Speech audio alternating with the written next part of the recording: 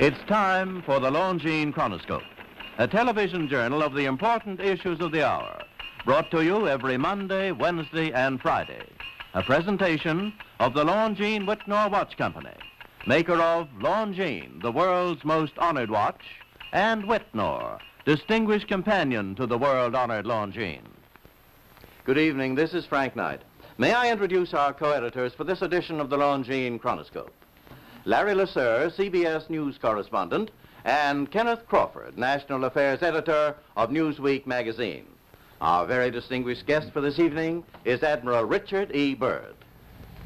The North Pole used to be a no-man's land, but these are the days when, by buying a ticket on a commercial airliner, you can fly across the North Pole and drink a cocktail at the same time. Yet only 60 or more years ago, about 35 years ago, our guest tonight found out whether there was any land north of the North American continent. He made that first discovery flight, and I must say that Admiral Byrd, our guest tonight, is not only our greatest living explorer, but he's been an inspiration to countless Americans. Admiral Byrd, you've been to both the North Pole and the South Pole. Is there any unexplored land left on this earth that might appeal to adventurous young Americans? Yes, there is. And not up around the North Pole, because it's getting crowded up there now, because they find out it's really usable, not only to live in, but militarily. But strangely enough, there's left in the world today an area as big as the United States that's never been seen by a human being. And that's beyond the pole on the other side of the South Pole from Middle America. And I think it's quite astonishing that there should be an area as big as that unexplored. That's a tremendous So challenge. there's a lot of adventure left down at the bottom of the world. Admiral, do you hope to see that? I do. Well, Admiral, Yeah. would you say that since you've been to both the extremities of Earth, are these expeditions to far-off places, are they getting easier because of modern techniques, or is danger still close at hand? Well, it's a little risky, but nothing like it used to be with the old slow planes and the small cruising radius where we had to put down bases. We replaced the dog teams, and of course that was a big improvement. But now the planes go much faster and they are safer, and they have a much bigger cruising radius. You haven't got the danger of a terribly heavy load. Admiral, an expedition to which I believe you're the advisor is now en route. What is that expedition doing? Well, that's the icebreaker Atka, and it's a reconnaissance expedition. It's going down to the South Pole area to make certain observations and to look for some bases. They will be back in April, and they will report back, and upon the information we get from that undertaking, we will base the bigger expedition that's to follow. Is that very definitely planned, or is that... That is being planned right now.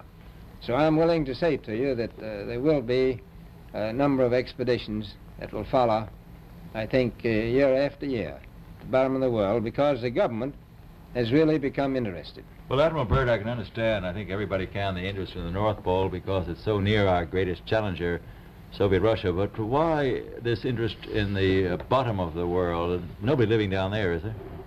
No, it's pretty cold. There's only one permanent resident, that's the emperor penguin. The little ones live further north. I tell you one reason they're interested. It's by far the most valuable, important place left in the world for science. That's why the scientific groups all over the nation are really interested. But more important than that, it has to do with the future of the nation, those to come after us, or even during your lifetime, because it happens to be an untouched reservoir of natural resources. And, you know, as the world shrinks with an ever-increasing acceleration, far-flung places, once useless, like we thought the North Pole was, and no man's land, become very useful. The bottom of the world will be important, not only to us, but to our allies. I was going to ask you, does it have military importance? It has some, and as the world shrinks, it will continue to shrink with an ever-increasing acceleration. thus bringing these places closer. And in the future, I can see a time when it will be very, very important strategically. Well, has the development of air power increased the strategic importance of places like the oh, very much Parma so. Peninsula, we'll say? Very much so. Even now, if anything happened and we lost the Panama Canal, we would have to control the islands just north of Antarctica, which are part of Antarctica. Then between there and Cape Horn. I've heard it said that there are 7 continents in the world, and one of them has never been seen by a woman, and that's Antarctica. Is that actually true? Well, if the Palma Peninsula is an island, as far as I know, that's true. No woman's ever stepped foot upon the Antarctic continent, and it's the most peaceful place in the world. Well, I'm sure that won't last very long. I understand now that you're working with the Arnold Bread Company in charge of frozen foods. Now, is there any future for frozen foods down these frozen extremities? Well, I think the human race can be helped by that. This was thought out by Dean Arnold, who's, in my opinion, a great humanitarian. He learned that we went down there after 4 or 5 years and finished a meal that we had left there on the table when we had evacuated Little America. Everything was perfect, including the bread. So he got the idea of this frozen bread, and already he sent some to Europe, and it worked very well over there for some of the starving people. So you can store it down in the Antarctic and against the lean years, and you wouldn't have any people in the world really starving if you did that. Yes, in the event of an atomic war... You'd stay there forever. Admiral, you speak of the resources of Antarctica. What are they? What are the natural resources there? Well, we've found enough of coal within 180 miles of the South Pole in a great ridge of mountains. It's not covered with snow, enough to supply the whole world for quite a while. Well, that's the coal. Now, there's evidence of many other minerals.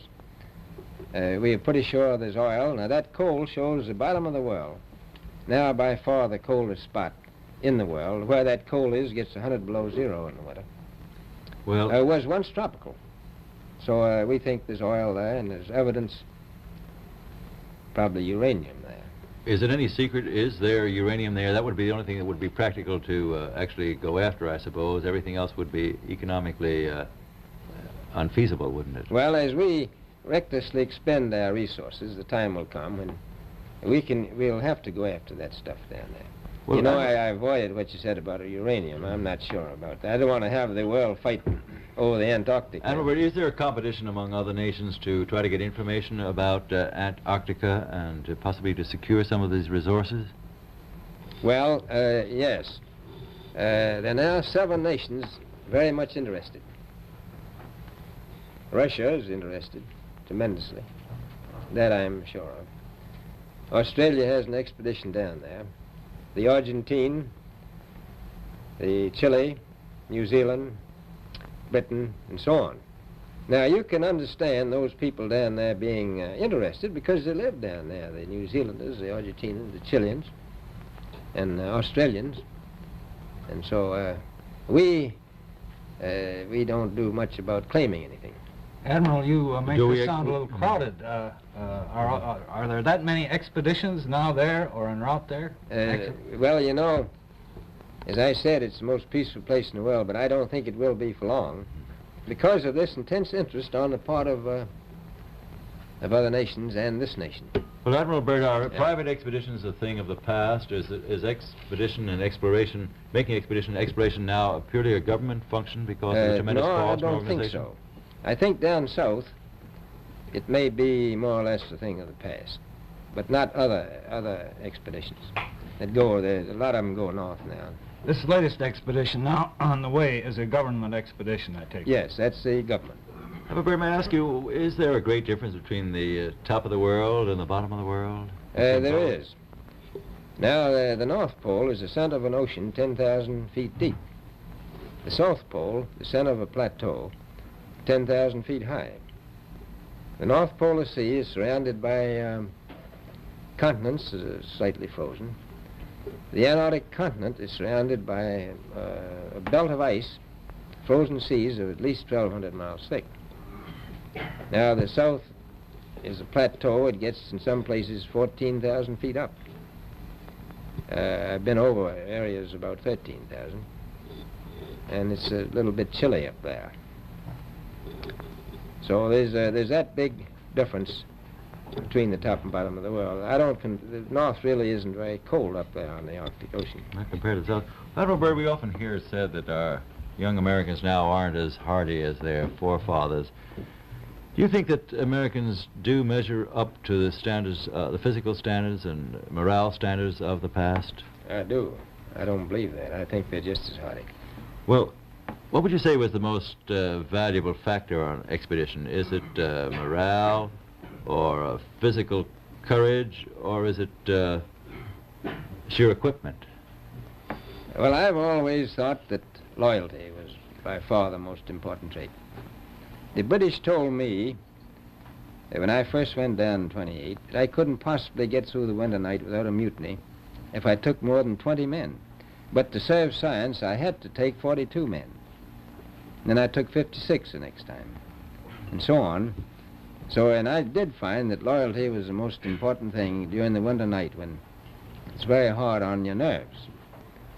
I think that's best trait. Well, that's a very valuable characteristic at any time. Well, thank you very much, Admiral Byrd. It's been a great pleasure to have you here tonight. It's a pleasure to be with you. Yeah. The opinions expressed on the Longines Chronoscope were those of the speakers. The editorial board for this edition of the Longines Chronoscope was Larry Lasser and Kenneth Crawford. Our distinguished guest was Admiral Richard E. Byrd. A Longines watch makes the most perfect Christmas gift. It has beauty, elegance, and enduring quality, and a universal reputation as just about the finest of the world's watches. Now, actually, barring accident or abuse, the Longines watch that you give this Christmas will be better than new after 5 or even 10 years of daily use. Time holds no terrors for a Longines. The exquisitely finished watch movement defies normal wear and friction, achieves unsurpassed timekeeping accuracy and reliability. Thus does Longines inner quality match Longines outer elegance. Among the finest watches of the world, only Longines watches have won 10 World's Fair grand prizes, 28 gold medals, highest honors for accuracy in fields of precise timing.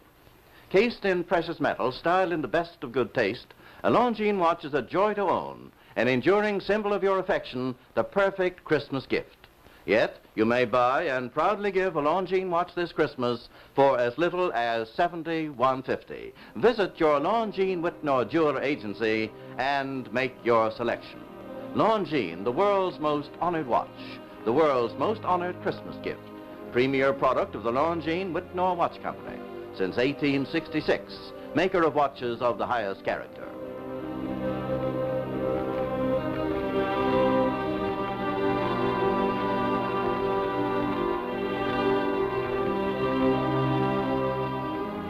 We invite you to join us every Monday, Wednesday, and Friday evening at this same time for the Longines Chronoscope, a television journal of the important issues of the hour, broadcast on behalf of Longines, the world's most honored watch, and Whitnor, distinguished companion to the world-honored Longines. This is Frank Knight, reminding you that Longines and Whitnor watches are sold and serviced from coast to coast by more than 4,000 leading jewelers who proudly display this emblem. Agency for Longines Whitnor watches.